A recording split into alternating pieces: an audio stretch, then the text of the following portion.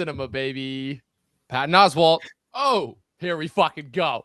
So already setting up the theme of the movie. Connections. Yep. Is it just pure coincidence, or is it part of something bigger? Fiona Apple tells a story of how she was once stuck in a room with Quentin Tarantino and Paul Thomas Anderson as they were both going off, both like hooked on coke, and it like made her never want to do drugs ever again. Frank T.J. Mackey. Who's that, Melora Walters or Philip Baker Hall? Jimmy Gator. Family Man, married for over 30 years. Yeah, I can feel the cocaine oozing off the screen. WizKid Stanley, Uncle Jack, Michael Bowen. Yeah, Michael Bowen also in Kill Bill. Former WizKid Donnie. Also all intersected via the moniker of television.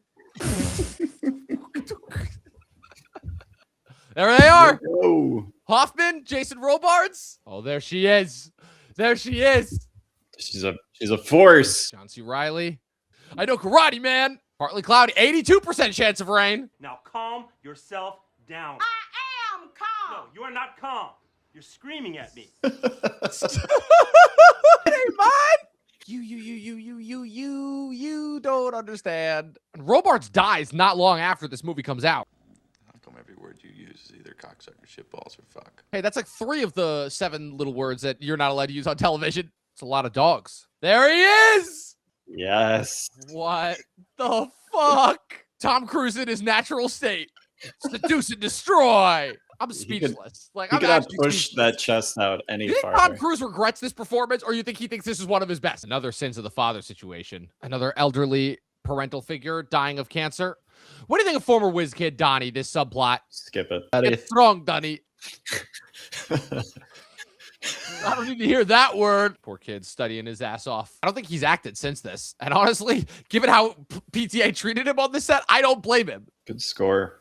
Yeah, very good score. Light showers, 99% humidity, wind southeast 12 miles per hour. Typical overworked PA. Quite the snaz. Doorknob on the nostril. I got a lot more drinking to do. Is this our first storyline crossover? I believe so, yes. You're not coming fast enough. Interesting. I'm having flashbacks of a previous life. I held a boom pole. And, do you have Playboy magazine? No shame. Batman. He was prepping for Oprah.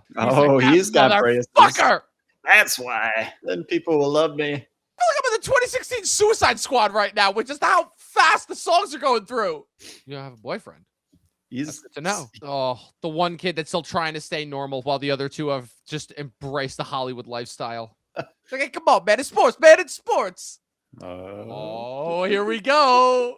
Oh, I always love when failed actors try to give acting advice. They're the best at it. All right, the storylines are starting to cross over. TV truly does bring everybody together. What the fuck is this? Is this Seduce and Destroy? Is this how PTA sees himself? You don't know me. You don't know who I am, who my life is, and you have the balls indeed to ask me a question like that. Don't you call me lady. I come in here. I give these things to you. You call me lady. I give these things to you. I have sickness all around me. I have sickness all around me. It's actually turning into the Wicked Witch of the West. Just a guy trying to reunite a dying father with his probably sexual predator son. Getting shades of Nate Fisher from 6 Feet Under. Yes. Wow. Before we enjoy our coffee, let me do what's left of a modicum of my job here. I don't think the drinks have been helping. Yeah. Is this metatextual for people in the theaters? Yeah, right. Watching this. Oh no! The hell? How is he? Looks like he's making love to that canteen. This kid Donnie Smith from TV. Might have been before my time. His entire life is before your time. Finally, the shell has been cracked. This is the hardest game show of all time. Yes. I would assume that she's always on drugs. There was supposed to be even more footage on the cutting room floor. Oh, no. That's not right. I think I had a stroke. No, I'm fine. What? Damn, I hate that noise. Was that illegal? Sort of.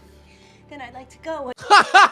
What if you had said that that it was legal? Oh, shit. Tom Cruise's cousin, Ethan from Lost. Oh, yeah. Let's all clap and laugh at making fun of a kid. No. Oh, shit. This is going to be a really interesting date. Oh, yeah, I'm a coke addict. Oh, yeah, I lost my gun. Kubrick and PTA, 2 men who cracked Cruise. Kiss of death much? Edible complex. He's like, I'm in too deep now. I got to see how this finishes. Everyone's singing together. Hey, Phil? Yeah.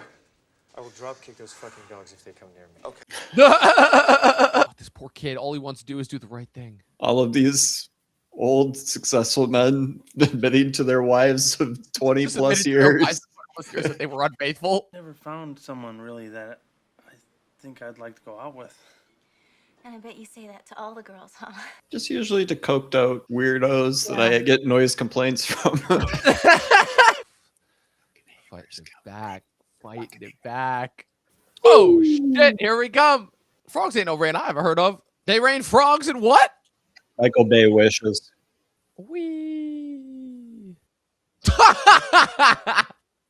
He's like, Dad, yeah, please stop treating me like shit. I don't know if you want to lower the windows there, buddy. It's going to smell real bad. Oh, man. There's a reason why I call that one the Juggernaut. Magnolia, man. Oh, I feel like we need to do some stretching after that one. You know, we're both not young anymore. Sitting through a 3-hour movie in anything other than like a comfy foldable chair or a bed. Holy shit. Oh, man. So we've already sat through this movie for 3 hours straight. Oh, man. I'm still feeling my back. Dude, pops and cracks. So, it's not his best. It's not his worst. There's a reason why this one sits flat in the middle. This has some of the greatest stuff that he has ever done in his, and probably ever will do in his entire career. And then there's the Raining Frogs, where I'm just like, what the fuck? Like, why? Like, and a lot of this can be attributed to the fact that he was the highest that he has ever been in his coke phase when he was making this movie, and it shows clearly because, I mean, where do you even begin? Like because every single character in this movie, every single like kind of vignette is both indicative of the overall theme of what it's going for, but also like this weird like personal self-expression of PTA. Like I don't know. Like this is only my second time watching it, so it was nice. I was actually like able to like focus on it the whole way through. Whereas it was a couple scenes like I kind of tuned out with the first time around I saw it. For sure. This is like it's like ordering the menu. Like I want a little bite of this, I want a little bite of that. Yeah. You know, like I can't quite make up my mind. I can't quite pick a storyline, but I want to tell this type of story. I want to connect it to this type of thing. Like, yeah, like you said, it's very cokey. Yeah. It's very much like very indecisive. It's very Tarantino. It's like I'm gonna hop over here. Oh, I like how this conversation's flowing. I'm gonna hop back over here. Oh, what would happen if these two characters met? What kind of conversation would they have? And he just like he keeps that energy up for quite a bit, and then it kind of just slips into like a lull, and it has an ending problem. Yes, very much so. Oh man, yeah. And but yet. There's so much gold in here. There's so much good stuff. It's really tricky. This is probably the most 50-50 I've been on all of the movies that we've seen so far. Because, again, like the crew's breaking down over Robards' dead body. The whole everything Robards is doing in this movie. The monologue that he gives in the last act.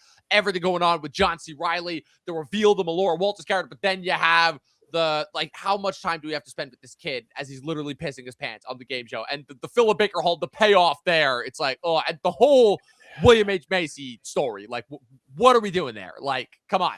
Like, I get it, but it really is one of those things. And obviously, like the queen herself, and I feel like the epitome of kind of all the problems of this movie, the Julianne Moore character, because we love it. It's so ridiculous, but at the same time, the fact that we have the reaction that we have to that, the fact that we more so laugh at it than anything else, it's like, does that character, that performance even need to be there? Especially because how does that even pay off? Like her and Cruz never even like have that reunion. So yeah, there's a reason why I was very conflicted, because the people who recommended this movie to me are people who loved this movie and swear by it. And if you do love this movie, I get it. If you hate this movie, I'd question it, but I would understand why. But there's a reason why, like, when it comes to, I'd say, like, his masterpieces, I would not regard this as one of them. There's a lot of really, really great stuff in here, though. And, again, if this was... But it's also the one thing I will say, too, is it's the kind of 21st... It's the timing of it, where, again, if this is made as a mini-series, right, and say Netflix does it, it is, quote-unquote, better, but would it be as memorable? And would it be as distinct? The answer, no. No. And that's why TV has ruined movies, or we just get both now, and they're both pretty good. So it is what it is. Yeah, this is, I mean, there's moments of absolute brilliance, and then there's just like the most checked out you could ever be during a PTA movie. This time around, probably this is the first time I've seen it in probably 5 years. Liked it a lot more this time around. I think Cruise is doing something really special. And I think it's if you can just focus in on that and kind of let the John C. Reilly plot kind of just drift in the background, because that one does end up in a good spot. But like, if you just let the other stuff kind of go and just focus on Robards and Cruise, like this movie just cooks. It is a masterpiece. And we obviously know, too, that this movie is an extension of everything the PTA was going through, like kind of really coming to reckon with his relationship with his dad, who obviously was Ernie Anderson, who, you know, for people who are aware of them, you know, he would do like all those like funny, like voiceover, like radio commercials and stuff. And so, like I said, I feel like every time the movie is focusing in on that, that's when it's at its best. But all the other like game show stuff, like that's where it kind of loses me. Like it's fun at first, but then it just keeps going.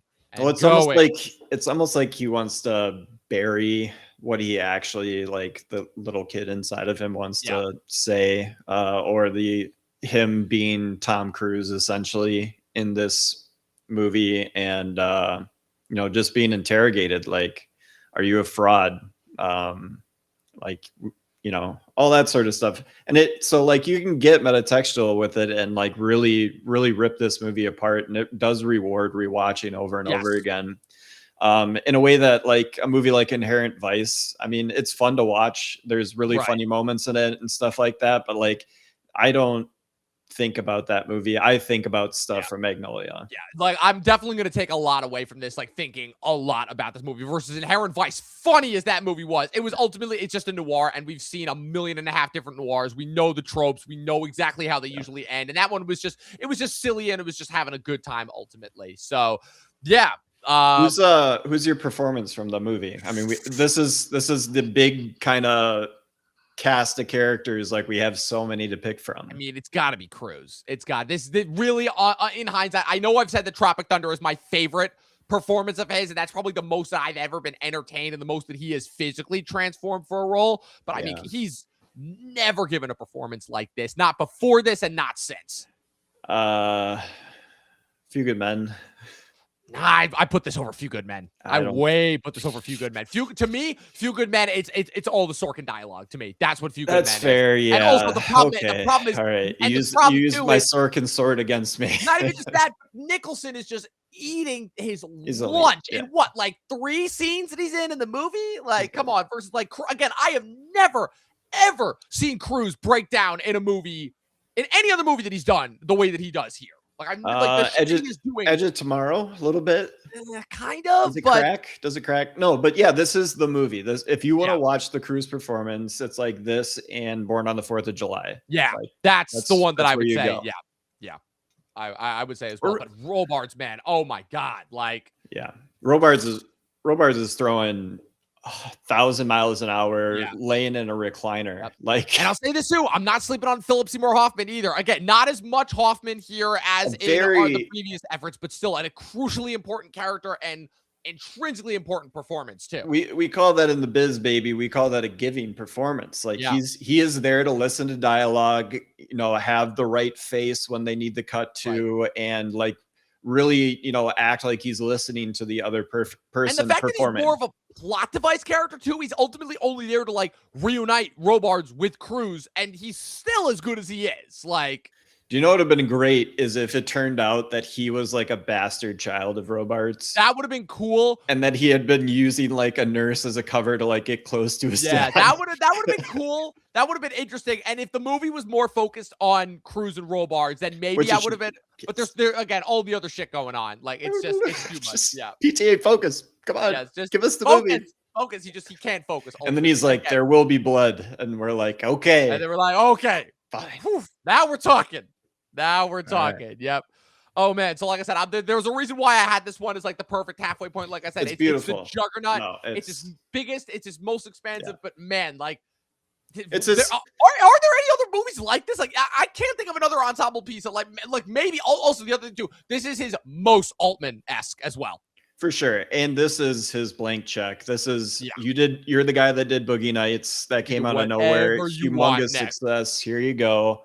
And he has a bunch of people, you know, that are starting to get famous that still want to work with him. And then this comes out and it is exactly what you'd think. Yep. You know, a man working with a blank check. Yep. Very much so. Oh man. So with that being said, like I said, we're halfway through, 5 more to go. So like I said, we're hopping a little bit contemporary, which is ironic because his next movie is a period piece as well. We're doing Licorice Pizza next week. My least favorite one that I've seen. I have not seen this movie since it came out in theaters in 2021. So it's going to be interesting to revisit this for sure. I have a feeling I'm going to like this more than I've only seen this one once. So I have a feeling I'm going to like it a little bit more. It's a little bit Linklater yes, very much so. And I'm a huge sucker for Linklater's styling and that kind of storytelling. Does anybody else have as much diversity of genre across his filmography as PTA? No. Richard Linklater. So. Yeah, okay. A little bit. Yeah. Steven Spielberg. Well, yeah, but you know what I mean? Like every time I feel like I'm watching a Linklater movie, I feel like I'm watching a Linklater movie. When I'm watching a Spielberg movie, I feel like I'm watching a Spielberg movie. Like even though I know I'm watching a Paul Thomas Anderson movie, like none of these movies like there's eras, I guess you could say, but like I wouldn't ever confuse Boogie Nights like with Magnolia, with Punch Drunk Love, with There Will Be Blood, and like down the line. Like they're all so distinctly unique in and of themselves. Yeah, maybe we just disagree on this. I think he has a very distinct style. I think you could not tell me something is a Paul Thomas Anderson movie and I would figure it out. Style. I guess what I'm going for is that none of his movies feel like they share anything.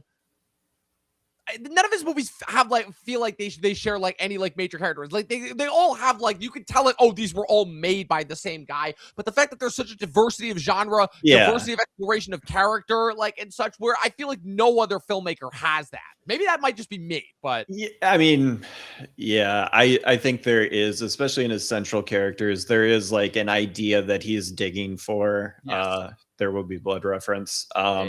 In those characters, an idea that he's trying to figure out about masculinity, about what it means to be a man, specifically a man from California with famous parents, who then has become famous himself, but wants to be known as, you know, this kind of genius, but then was, you know, a genius too young.